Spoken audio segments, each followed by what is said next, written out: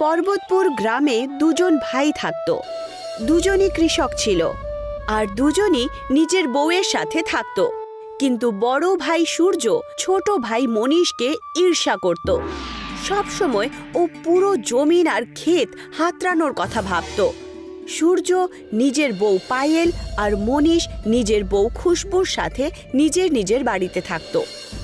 বাড়ি তো একটাই ছিল, কিন্তু ওখানে মেলামেশা একদমই ছিল না। দুজন পরিবার সব সময় একে অপরের বিপক্ষেই থাকত। মনীষ নিজের বউ খুশবুর সাথে খেতে যাচ্ছিল, তখনই ওখানে সূর্য নিজের বউয়ের সাথে পৌঁছলো। শোনা যাচ্ছে আমাদের ফসল নাকি এই গ্রামে সবার থেকে ভালো হয়েছে। আমাদের জমিতে এবারে সোনার ফসল ফলেছে। আরে আমি তো আনন্দে উতলা হয়ে পড়েছি। আর অন্যের ফসল দেখে মনে হচ্ছে যে ওদের বাড়িতে কানাকড়িও পৌঁছবে না। মনে হয় বর্দার ক্ষেতের ফসল এইবার খুব ভালো হয়েছে, আর সেই জন্যই তো এত খুশি হয়েছেন। তাদের দুজনের কথা শুনে মনীষ আর খুশবু দুজনই মন খারাপ করে খেতে চলে যায়। আরে আমাদের ফসলও তো কিছু কম হয়নি। আমরা পরের বারের ফসলের জন্য এখন থেকেই পরিশ্রম করা শুরু করে দেব। এইবার আমরা দামি দামি খাদ দেব খেতে, আর আমিও তোমার সাথে পরিশ্রম করব। দুজনই ওখান থেকে নিজের বাড়িতে চলে যায়। পরের দিন বাজারে গিয়ে ফসলের দাম বেরোনোর কথা ছিল। সমস্ত কৃষক নিজেদের ফসল নিয়ে আসে। সূর্য আর কোয়েলও ওখানে আসে। তোমাদের ফসল তো খুবই কম, এই ফসলগুলো তো আমাকেই বিক্রি করে দাও, তার দাম তো আমিই দিয়ে দেব। না, তোমার নামই শুধু কোয়েল, আর কথাবার্তা খুবই কঠিন। যাই দাম হবে ফসলের সেটা আমরা দেখে নেব। এইটুকু শুনেই কোয়েল ওখান থেকে মুখ ফিরিয়ে চলে যায়, আর খুশবু নিজের ফসলের দাম দর করতে লাগে। এসো খুশবু দিদি, তা এবারে তোমাদের ফসল কেমন হয়েছে? দেখে তো বেশ ভালোই মনে হচ্ছে, তাই না? কি বলবো দাদা, এবার ফসল তো ভালো হয়েছে, কিন্তু কম হয়েছে। ছোলার ক্ষেত আর কোথায় আজকাল কেউ করে। ছোলার চাষ কম হয়ে গেছে বলেই তো আজকাল ছোলার দাম এতটা বেড়ে গেছে। খুশবু নিজের ছোলার ফসল নিয়ে বাজারে দাম দর করছিল যে তক্ষুনি কোয়েলের চালের ফসলের দাম বেরোলো। আর এই দামটা দেখে সূর্য আর কোয়েল খুব নিরাশ হয়ে যায়। আর অন্যদিকে মনীষ আর খুশবু ছোলার আসল দাম শুনে খুশি হয়ে যায়। আমি তোমাকে বলেছিলাম যে এবারে আমরা ছোলার চাষ করি, কিন্তু তুমি আমার কথা শুনলে না। এবার দেখো, আমাদের থেকে বেশি ছোলার দাম মনীষ পেয়ে গেল। আরে, এটা আবার এমন কোন বড় কথা? আমরাও পরের বছর ছোলার ফসল করব, এটা তো খুবই সহজ ব্যাপার। সূর্য আর কোয়েল দুজনই ছোলার খেতি প্রস্তুত করে। অন্যদিকে মনীষ আর খুশবু ছোলার ফসলের তৈরি করতে শুরু করে দেয়। এই যে শুনছো, এইবারে আমাদেরকে আরো ভালোভাবে প্রস্তুতি নিতে হবে। এবারেও কিন্তু আমরা ছোলাই চাষ করব। হ্যাঁ, সময় কাটতে শুরু করে। সূর্য দামি দামি খাদ এনে তার ছোলার ফসলে ছড়িয়ে দিচ্ছিল, আর তাদের ফসল খুব ভালোভাবেই হচ্ছিল।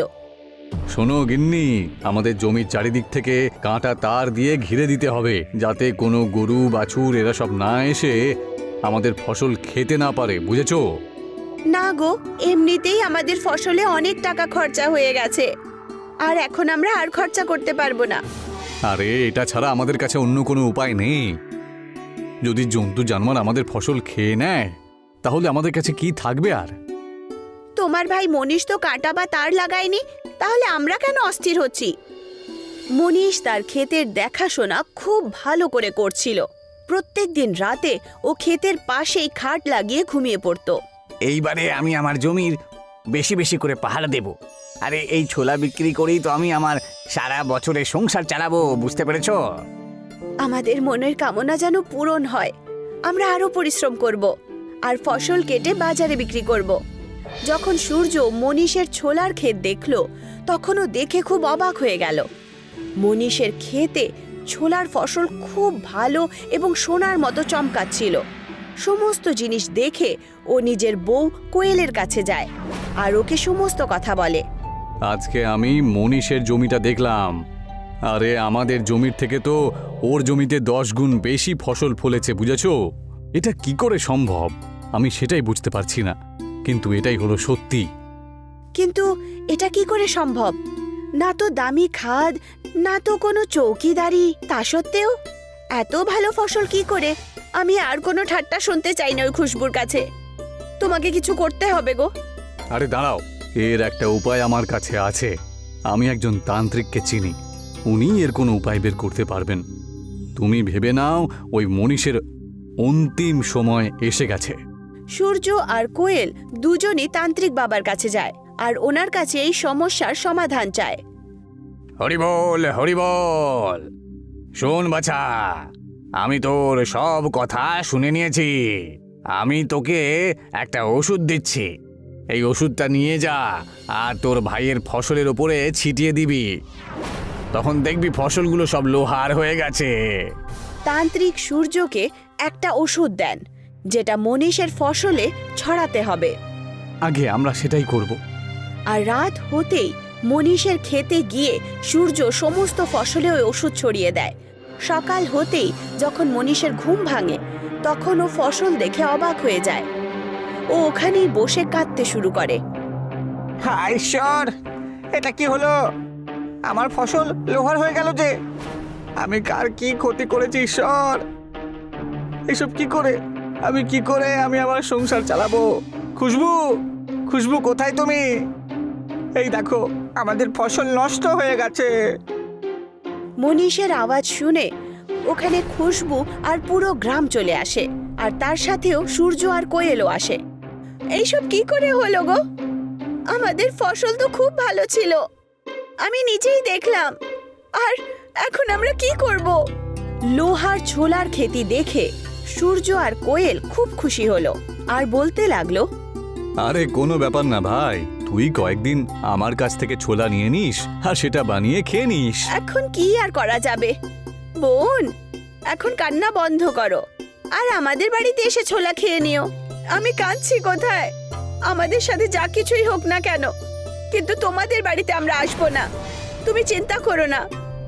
দুজন পরিবারের ঝগড়া দেখে প্রধান ওখানে চলে আসেন আর বলেন, আরে এই যে মনীষ বাছা, আরে এতে কাঁদার কি হলো? আরে তোমার তো খুশি হওয়া উচিত। কিন্তু কিভাবে? আমার এই ফসল আর কে কিনবে? আরে একবার ভেবে দেখো, ছোলা বিক্রি করে তুমি খুব কম পয়সায় পেতে। আরে এখন তো তোমার জমিতে লোহার ছোলা রয়েছে, আর এই সময়ে বাজারে লোহার ভীষণ ব্যবসা চলছে, বুঝেছো? তুমি অনেক বড় লোক হতে চলেছো যদি এই লোহাগুলো বিক্রি করে দাও তাহলে। আপনি কি সত্যি বলছেন? আচ্ছা, আপনি কি কাউকে চেনেন যে আমাদের এই লোহার ফসল কিনে নিতে পারবে? আরে আমি চিনি, তুমি একদম চিন্তা করো না, বরং আনন্দে দিন কাটাও। যার গা জ্বলার তার গা জ্বলবে। প্রধানের কথা অনুযায়ী মনীষ তার লোহার ছোলার ক্ষেতি বিক্রি করে দিল আর খুব খুশি মনে বাড়ি চলে এলো। আর অন্যদিকে সূর্য আর কোয়েলের ফসল বাজারে খুব কম দামে বিক্রি হলো। ওরা তাদের শিক্ষা পেয়ে গেল। মনীষ আর খুশবু বড় বাড়িও তৈরি করে ফেললো আর ওখানেই হাসি খুশি থাকতে শুরু করলো। রানীগঞ্জ নামের একটি গ্রাম ছিল। গ্রামের নামটাই শুধু রানীগঞ্জ ছিল, কারণ ওখানকার জমিদার খুবই বাজে আর পাপী লোক ছিল। লোকেদের পয়সা লুট করে নিত। এরকম সে শুধু করতই না, বরং এরকম করা তার উদ্দেশ্য ছিল। মালিক, এই টাকাগুলো আমি আমার যে জমি বেচেছিল সেটা বিক্রি করে পেয়েছি। বাকি জমি আপনার কাছে আগের থেকেই বন্ধক রাখা আছে মালিক। আর ওই জমিটা বিক্রি কাকে করেছো? আমাকে কেন করনি? আমি ওই জমিনগুলো আপনার ছোট ভাই রুদ্র ঠাকুরকে বিক্রি করেছি। আমি সেসব শুনতে চাই না। আমার টাকা আমাকে ফেরত দিয়ে দিও, না হলে আমি তোমার পরিবারকে দিয়ে আমার বাড়ির কাজ করাবো, বুঝেছো? মালিক, আমার ওপর দয়া করুন। আমার কাছে পয়সা কড়ি নেই, আর নাই কিছু বেঁচে আছে, আর জমিনও নেই। কথা আমার তো শুধু একটা পরিবার আছে, এখন সেটাকেও আপনি বন্দি করিয়ে কাজ করাতে চান। নিয়ে এসো, তোমার বড় ছেলেকে আমার বাড়িতে কাজে রেখে দাও, তাহলে এই পয়সা যখন শোধ হয়ে যাবে তখন তোমার ছেলেকে ছেড়ে দেব। জমিদারের আতঙ্কে গ্রামের সবাই ভয় ভয় থাকতো, তাই যখনই ও যেখান দিয়ে যেত সবাই সরে যেত আর গ্রামের লোকেরা বাড়ির দরজা বন্ধ করে দিত। জানি না এই জমিদার থেকে আমরা কবে যে মুক্তি পাবো। রাতের ঘুম কেড়ে নিচ্ছে আর দিনে শান্তি করে থাকতে দেয় না, যত সব। শেষবার আমি কবে ঘুমিয়েছি সেটাও মনে করতে পারছি না। শেষবার আমি মায়ের কোলে ঘুমিয়েছিলাম, অনেকক্ষণ ধরে ঘুমিয়েছিলাম, কিছুতেই ঘুম ভাঙছিল না আমার, এত বেশি ঘুমাচ্ছিলাম। আর এখন 3-4 দিন হয়ে গেল আমি ভালো করে ঘুমোতে পারিনি, জানি না কবে সেরকম শান্তি করে ঘুমোতে পারবো। আমি তোমার অবস্থা একদম বুঝতে পারছি, কিন্তু এর খুব তাড়াতাড়ি কোনো না কোনো উপায় বার করতেই হবে। আমরা সবাই গ্রামবাসীরা মিলে পুলিশে কমপ্লেন করে দিই। তুমি একদম ঠিক কথা বলেছ। আমাদের গ্রামের লোকেরা মিলেমিশে জমিদারের এগেনস্টে কিছু কমপ্লেন করলে পুলিশ স্টেশনে সব কিছু হয়তো ঠিক হয়ে যেতে পারে। ওর আসল জায়গা জেলেই, তাই না? বৈকুণ্ঠ সমস্ত গ্রামবাসীদের এক জায়গায় জড়ো করে, তারপর পুলিশ স্টেশনে চলে যায়। সেখানে গিয়ে তারা বৈকুণ্ঠ নিজেদের সমস্যার কথা বলে। দেখো, আমি এতে তোমাদের কোনো সাহায্য করতে পারবো না। ওই জমিদারের পहुंच অনেক ওপর অবধি আছে। আমাকে আর আমার পুরো ডিপার্টমেন্টকে ও ট্রান্সফার করে চাকরি থেকে বারও করতে পারে ও। দয়া করে তোমরা এইসব কাজ একদম করো না, আর আমাদেরকে আমাদের মতন করে থাকতে দাও তো। গ্রামবাসীরা পুলিশের লোকেদের কাছ থেকেও কোনো সাহায্য পায় না, কিন্তু গ্রামবাসীরা যে নালিশ করেছে পুলিশ স্টেশনে গিয়ে সেটা ঠাকুর জমিদার জানতে পেরে যায়। তারপর সে সবাইকে বলে, আমি শুনলাম যে তোমরা গ্রামবাসীরা নাকি আমার ব্যাপারে নালিশ করার জন্য পুলিশ স্টেশনে গিয়েছিলে, আর তাদেরও নাম জানতে পেরেছি যে যারা ওখানে গিয়েছিল। কি বৈকুণ্ঠ? মালিক মালিক, হ্যাঁ আমি তো শুধু এমনিতেই আমার মায়ের হাতের পলাটা চুরি হয়ে গেছিল, সেটার জন্য কমপ্লেন করতে গিয়েছিলাম। হ্যাঁ হ্যাঁ, আমি তো শুনেছি তোমার মা অসুস্থতায় প্রায় ভোগেন, তাই না? এই যে যাও তো, ওর মাকে বাইরে বের করে নিয়ে এসো, যাও, তার চিকিৎসা আমি করব। জমিদার নিজের পুষে রাখা গোলামগুলোকে পাঠিয়ে বৈকুণ্ঠর মাকে ডেকে নিয়ে আসে। আমি যদি তোমাকে বাইরে ধাক্কা দিয়ে ফেলে দিই না, তাহলে তোমার সমস্ত কষ্ট দূর হয়ে যাবে। জমিদার এই কথা বলে বৈকুণ্ঠর মাকে ধাক্কা দিয়ে দেয়। মা, তোমার কোথাও ব্যথা লাগেনি তো মা? আমাদের মতো গরিবদেরকে বিরক্ত করে তুই খুব আনন্দ পাচ্ছিস না? দেখিস, এই গরিবদেরই বোঝ তোর মাথার ওপরে আসবে আর তুই ঝুঁকে যাবি। আমি ভগবতী মায়ের কাছে প্রার্থনা করছি, যা, আমি শ্রাপ দিলাম তোকে যে তুই সারা জীবন কুড়ো হয়ে থাকবি। ওই বুড়িমার এই কথা বলাতেই খুব জোরে একটা বিদ্যুৎ চমকায়, আর খুব জোরে হাওয়াও দেয়, আর খুব জোরে একটা আলো আসে, সেটা জমিদারের গায়ের ওপরই পড়ে, আর তার ফলে সে কুঁজো হয়ে যায়। এটা কি করে হলো? কি করে হতে পারে এটা? না, আমি কুঁজো হতে পারি না, না। কুঁজো হয়ে যাবার পরই জমিদার ওখান থেকে চলে যায়, আর গ্রামবাসীরা ওকে কুঁজো হতে দেখে অবাক হয়ে যায়। এটা আমার সাথে কি হয়ে গেল? এ কিরকম অন্যায় হলো আমার সাথে? হায় ঈশ্বর, এ কিরকম সর্বনাশ হলো ঈশ্বর! এগুলো আপনার দ্বারা করা পাপ আর অধর্মেরই ফল। আরে অল্প পয়সায় তো নিয়েছিলাম আমি ওদের থেকে, তার জন্য এত বড় শাস্তি কি করে সহ্য করব? হায় ঈশ্বর! এটা কিছু টাকা পয়সার জন্য নয়, ব্যাপারটা হলো গরিবদের থেকে পাওয়া হায় আর বাজে কাজের কর্ম। আপনার এই শ্রাপ আমার আর আমার বাচ্চাদের না লেগে যায়, তাই আমি তোমাকে ছেড়ে চলে যাচ্ছি, নিজের বাচ্চাদেরও নিয়ে যাচ্ছি। জমিদার কুঁজো হয়ে যাবার কারণে ওই জমিদারের স্ত্রী নিজের বাচ্চাকে সঙ্গে করে নিয়ে জমিদারকে ছেড়ে চলে যায়। জমিদারের অবস্থা খুবই খারাপ হয়ে যায়, অনেক মাস কেটে যায়, আর তারই মধ্যে ওই কুঁজো অনেক বৈদ্য, ডাক্তার, অনেক লোককেই নিজের কুঁজো হওয়ার কারণে জিজ্ঞাসা করে যে কি করে সুস্থ হওয়া যায়। এর কোনো উপায় আমি খুঁজে পাচ্ছি না। তোমার কুঁজো হওয়াটা হয়তো আর কখনোই ঠিক হবে না। এরকম করে বলবেন না, আমি আমার ভুল বুঝতে পেরেছি, কিছু না কিছু উপায় তো থাকবেই। এই ব্যাপারে আমি কোনো সাহায্য করতে পারবো না, কিন্তু যার জন্য তোমার এই ক্ষতিটা হয়েছে তুমি তার কাছে গিয়ে ক্ষমাটা চেয়ে নাও, বুঝলে? তাহলে তুমি ঠিক হয়ে যাবে। এই ভুলে যাও না বৈদ্য, আমি হলাম এই গ্রামের সব থেকে বড় জমিদার ঠাকুর, আর ঠাকুর কখনো কারুর সামনে মাথা নত করে না। এখানকার গাছপালা, পশু পাখি, ফসল, জল সব আমার। তুমি বলছো যে আমি ক্ষমা চাইবো ওদের কাছে গিয়ে? তুমি এখনো অহংকারে ভুগছো, তোমার তাহলে এই অবস্থায় থাকা উচিত। আরও কয়েকটা দিন পেরিয়ে যায়, কিন্তু জমিদার কুঁজো হওয়ার এই রোগটা কখনোই ঠিক হয় না। তারপর সে অসহায় হয়ে তারপর সেই বুড়িমার কাছে চলে যায়, আর তার কাছে গিয়ে বলে, তোমার অভিশাপের কারণে আমি এত কিছু কষ্ট পেয়েছি, দয়া করো, আমার উপর দয়া করো। আমি আজ থেকে কোনো গ্রামের লোকেদেরকে গ্রামবাসীদের ওপরে অত্যাচার করব না, কথা দিলাম। তুমি গ্রামের সবাইকে একেবারে অতিষ্ঠ করে তুলেছিলে, তারই অভিশাপ তুমি পেয়েছো, বুঝলে? আমাকে ক্ষমা করে দাও, আর এর কোনো উপায় একটা বলো। আমি সবার জমি ফিরিয়ে দেব কথা দিচ্ছি, আর তাদের টাকা পয়সাও। আর যতদিন না তোমার মাতা আমাকে উপায় বলবে না, আমি এখান থেকে যাব না কোথাও। কুঁজো ওই বুড়িমার বাড়িতে গিয়ে কান্নাকাটি করতে শুরু করে, আর কান্নাকাটি করতে দেখে ওই বুড়িমা তাকে বলে, যদি তুই এই কুড়ো অবস্থা থেকে মুক্তি চাস, তাহলে তোকে পুরো গ্রামকে খুশি করতে হবে। তখন গিয়ে তুই এই অসুখ থেকে ছাড়া পেয়ে যাবি। আমি সব কিছু করার জন্য তৈরি আছি, আপনি যেমন বলবেন আমি তেমনই করব। এরকম কুঁজো হয়ে থাকার থেকে তো আমি আমার প্রাণটাই শেষ করে দেব। আমি আমার সব ভুল বুঝতে পেরে গেছি। তখন ওই বুড়িমা ওকে নিজের সঙ্গে নিয়ে গিয়ে একটা উঠোনে মন্দিরের কাছে নিয়ে যায়, যেটা ভগবতী মায়ের ছিল। এটা কি? আপনি আমাকে এখানে কেন নিয়ে এসছেন? এটা ভগবতী মায়ের মন্দির। এই মন্দিরের প্রসাদ তুই সমস্ত গ্রামবাসীদের খাওয়াবি, আর ওদের থেকে পাওয়া জমি আর টাকা পয়সা ওদেরকে ফেরত দিয়ে দিতে হবে। এইটুকু করার পর তুই ঠিক হয়ে যাবি। আমি এরকমটাই করব। ওই কুঁজো লোকটা তারপর সেরকমই করে, গ্রামের সবার বাড়িতে গিয়ে নিমন্ত্রণ দিতে যায়। আমি যা ভুল করেছি আমি তার প্রায়শ্চিত্ত করতে চাই, সেই জন্য আমি তোমার পায়ে পড়তেও রাজি আছি, বুঝেছো? আরে শুধু পায়ে পড়লে হবে না, কিছু একটা করে তখন বুঝবো। কুঁজো নিজের বাড়িতে বিশাল বড় ভোজের ব্যবস্থা করে, ভগবতী মায়ের চরণে প্রসাদ দান করে গ্রামের সবাইকে ভোজ খাওয়ায়। খাবারটা তো বেশ ভালোই হয়েছে, কি দারুণ খেতে লাগছে। অনেক দিন পরে ভালো করে খাওয়ালো। ভালো করে খাও পেট ভরে। জমিদারের সেই ভোজ দেবার পরই গ্রামের লোকেরা খুব খুশি হয়। আমি তোকে ক্ষমা করলাম, এখন তুই নিজের আগের অবস্থায় চলে আসবি। আর সঙ্গে সঙ্গে কুঁজো জমিদারের উপরে একটা আবার আলো আসে, আর সে আগের মতন আবার হয়ে যায়।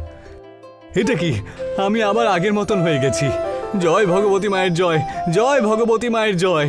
জমিদার খুবই আনন্দ হয়, আর নিজের আসল রূপে ফিরে এসে গ্রামের লোকেদেরকে 1 মাস পর্যন্ত ভোজ খাওয়াতে থাকে। সবার পয়সা ফিরিয়ে দেয় সে, আর খুশি খুশি গ্রামের লোকেরা বাস করে।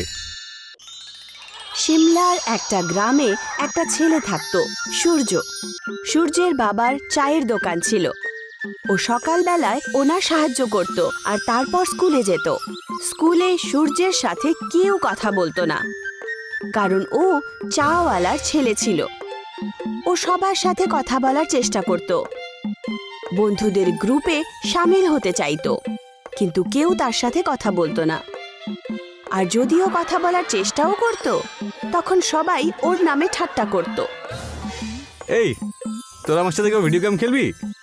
হ্যাঁ, আমি খেলবো। এই, আমি চা বানানোর জন্য বলছি না, গেম খেলার জন্য ডাকছি, বুঝলি? যা এখান থেকে। সূর্যের মন খুব খারাপ হয়ে যায়। ও বাড়ি গিয়েই মুখ ফুলিয়ে বসে থাকত। সূর্যের বাবা এটা দেখেন, আর ওর জন্য খাবার নিয়ে আসেন। আরে কি হয়েছে সূর্য, এরকম মন খারাপ করে বসে আছিস যে?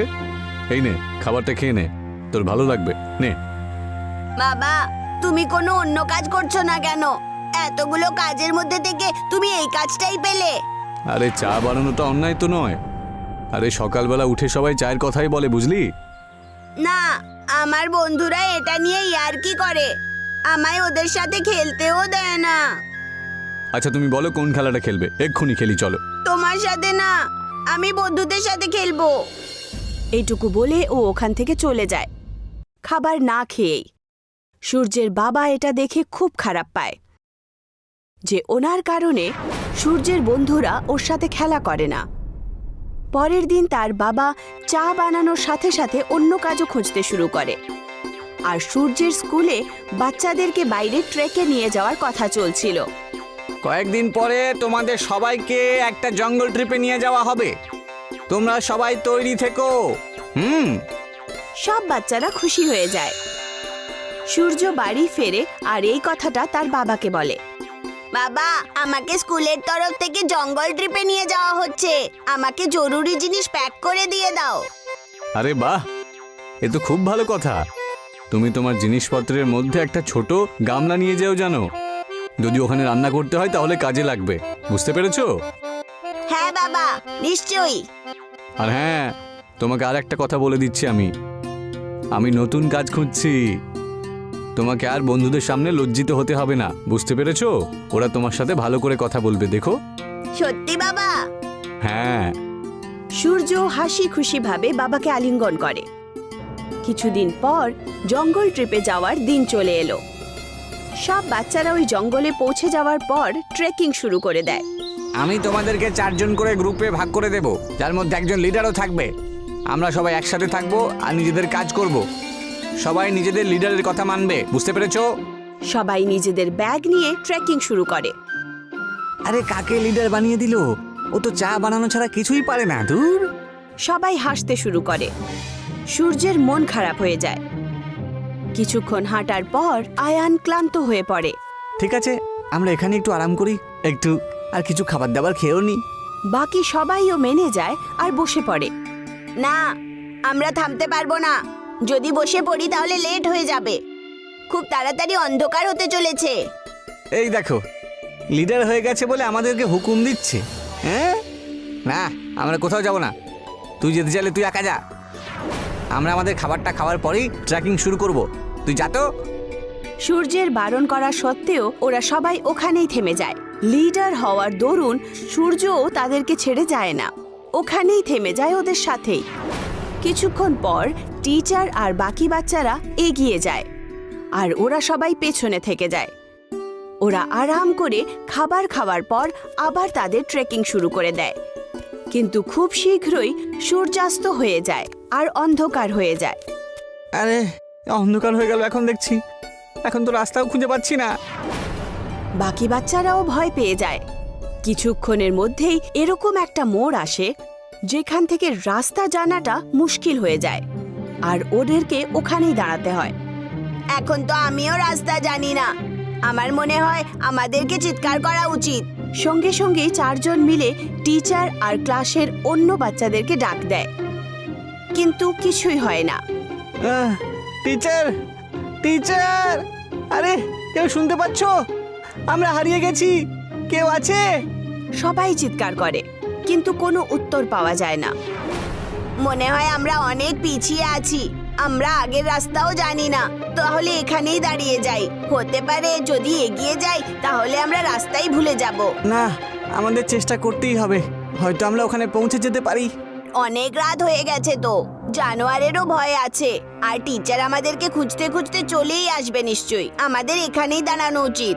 সবার এটাই ঠিক মনে হয় আর ওরা ওখানেই বসে পড়ে। কিন্তু কিছুক্ষণের মধ্যেই রাত হয়ে যায় আর ঠান্ডা ঠান্ডা হাওয়া বইতে শুরু করে। আর ওদের কাছে বাঁচা খাবারও খুব কম ছিল। এখন তো আমাদের কাছে আর খাবার মতন একটুও খাবার নেই দেখছি, আর জলও শেষ। সেই জন্য আমি বলছি আমাদের চলে যাওয়া উচিত। আরে কিন্তু যাবো কোথায়? আমরা তো রাস্তাও জানি না। আমার তো খুব ভয় করছে। জন্তু জানোয়ার চলে এলে কি করব আমরা? আমার খুব শীত করছে। হ্যাঁ, আমারও। আমি আগুন জ্বালাচ্ছি। আর সবাই মিলে আগুন জ্বালায়। কিছুক্ষণ হওয়ার পর আগুন কম হতে শুরু করে। এবার কি করবো? এত ঠান্ডায় আগুন নিভে যাচ্ছে। আগুন যদি না জ্বলে তাহলে আমরা ঠান্ডাতেই মরে যাব। সূর্য কিছু একটা ভাবে আর বলে, আমার কাছে একটা আইডিয়া আছে। আমার কাছে বাসন আর চা পাতা আছে ব্যাগে। ওটা আগুন বুঝে যাওয়ার পরেও গরম থাকবে, আমাদেরকেও গরম রাখবে তা। সূর্য সঙ্গে সঙ্গে বাসন বার করে আর সবাই ওকে নিজের জলের বোতল দেয়। কিন্তু তা সত্ত্বেও জল কম ছিল। ওখানে পাশে একটু বরফ পড়েছিল। ওরা বরফ তুলে নেয়। যখনই কালো চা তৈরি হয় আগুন নিভে যায়। কালো চা সবার ভালো লাগে। সেটা খাওয়ার পর সবাই প্রশংসাও করে, কিন্তু আয়ান চুপচাপ চাই খায়। কিছুক্ষণ পর তারা পাতা নড়ার আওয়াজ পায়। সবাই ভয় পেয়ে ওঠে আর গাছের দিকে তাকায়। তখন ওদের টিচারকে ওরা দেখতে পায়। সবাই শান্তির শ্বাস নেয়। ক্যাম্পে পৌঁছানোর পর যখন টিচার তাদের প্রশংসা করে তখন আয়ান বলে যে ওরা সুরক্ষিত হয়েছে শুধু সূর্যের কারণে। আয়ানের মুখে এইটুকু শুনে সূর্য খুব খুশি হয়। সূর্যের বুদ্ধিমত্তার কাহিনী শুনে সবাই সূর্যর সাথে বন্ধুত্ব করে। যদি সূর্য চা বানাতে না জানতো তাহলে হয়তো ওরা সবাই তার সাথে বন্ধুত্ব করত না। আজ প্রথমবার সে চাওয়ালা হওয়ার দরুন গর্বিত মনে করছিল। পরের দিন ও হাসি খুশি নিজের বাবার কাছে যায় আর ওনাকে এই সমস্ত ঘটনা বলে। আরে এ তো খুব ভালো কথা। তাহলে একটা সুখবর আমার কাছেও আছে, আমি একটা কাজ খুঁজে নিয়েছি। সূর্য এটা শুনে অবাক আর উদাস হয়ে যায়।